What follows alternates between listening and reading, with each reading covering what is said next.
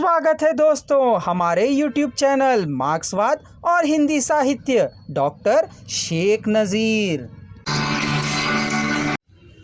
यशपाल का एक और ऐतिहासिक उपन्यास अमिता। ऐतिहासिक विषय की दृष्टि से अमिता उनका द्वितीय उपन्यास है। दिव्या के कथानक की भांति अमिता की कहानी भी इतिहास नहीं कल्पना ही है। इतिहास की प्रामाणिक घटना केवल अशोक की कलिंग विजय और तत्पश्चात उसकी शांतिगामी प्रतिज्ञा तक ही सीमित है।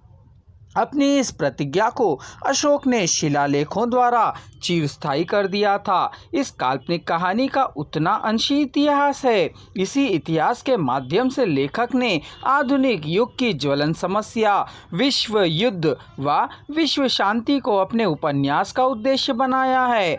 कथा वस्तु की दृष्टि से सम्राट अशोक का कलिंग पर आक्रमण करना और कलिंग की 6 साल की नन्ही सी राजकुमारी अमिता के निश्चल प्रेम और भोलेपन से उसका पाषाण सा हृदय परिवर्तित सा होकर विश्व युद्ध से विश्व शांति की ओर मुड़ना और अंत में अमिता के साथ आत्मसमर्पण करना इत्यादि घटनाएं उपन्यास की कथा वस्तु के अंतर्गत निहित है। यद्यपि उपन्यास की मूल कथा वस्तु अमिता से संबंधित है, किंतु यशपाल ने उस कथा के साथ साथ उस युग के स्वार्थपरक व्यापारियों के कुचक्रों दास दासियों पर किए जाने वाले अत्याचारों तथा बौद्ध धर्म की थोती मान्यताओं आदि के चित्र वर्तमान के धरातल पर अत्यंत सरल एवं सफलतापूर्वक किया है। दिव्या के समान अमिता में भी दास दासियों के साथ पशुओं के सदृश व्यवहार करते थे। उपन्यास में हिता के माध्यम से यशपाल ने दास दासियों की हीन स्थिति को चित्रित किया है।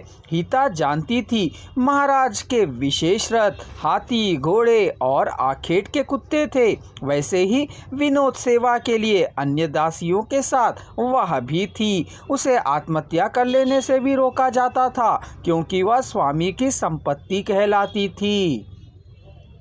आत्मरक्षा के लिए किसी धर्म स्थान की शरण में भी नहीं जा सकती थी। इस प्रकार तत्कालीन समाज ने दास दासियों के निर्माण तो किया है मगर उन्हें पशुओं से भी हीन माना है। उनकी दीनहीन स्थिति पर सहानुभूति रखने वाला कोई नहीं था। स्वयं समाज के कर्णधार ही शोषक थे तो दीनहीन लोगों का उद्धार कौन कर सकता है। मालिकों के क्रोध का पारा चढ़ जाने पर दास दासियों को बुरी तरह मारा पीटा जाता था। दासी तो सिर्फ भोग के लिए होती थी, इस प्रयोजन के सेवा उसका अन्य अस्तित्व नहीं रहता था। इसके अतिरिक्त दिव्या की ही तरह अमिता के तत्कालीन अकुलीन समाज में राजतंत्र राज्याक्रमण पारस्परिक कला राजनीति की दांव पेच की लपेट आदि बातें सर्वसाधारण थी। सहस्त्रों लोग जिनसे राजपुरुष अप्रसन्न थे पकड़ पकड़ कर युद्ध की सामग्री कांवरों के रण क्षेत्र की ओर ले जाने के लिए लगा दिए गए। ऐसे सहस्त्रों लोग नगर से रात दिन शस्त्र और अन्य कांवरों में ढोकर रण क्षेत्र में ले जाते थे। वहां से घायल सैनिकों को कांवरों में उठाकर नगर में लाया करते थे। इन लोगों के मार्ग में थककर शिथिल हो जाने से राजपुरुष इन्हें कोड़े मार मार कर शीघ्र चलने के लिए विवश किया करते थे। अगर धर्म की दृष्टि से देखा जाए तो उस समय बौद्ध धर्म का बाहुल प्रचार था। लोग अपनी इच्छा से धर्म या संघ में शरण में नहीं जाते थे बल्कि तात्कालीन राजनीतिक विषैली ज्वालाओं से बचने तथा प्राण रक्षा के लिए ही बौद्ध धर्म का आश्रय लिया करते थे, क्योंकि उस समय समाज में बौद्ध भिक्षुओं का जीवन इज्जत और सम्मान के साथ चलता था। कई लोग तो युद्ध के भय से बचने के लिए ही बौद्ध भिक्षु बन जाते थे। इस प्रकार उस समय धर्म के लोगों में परिश्रम ग्रस्त जीवन के संघर्ष तथा युद्ध के भय से बचने के लिए निवृत्ति का सुलभ मार्ग प्रदान किया था।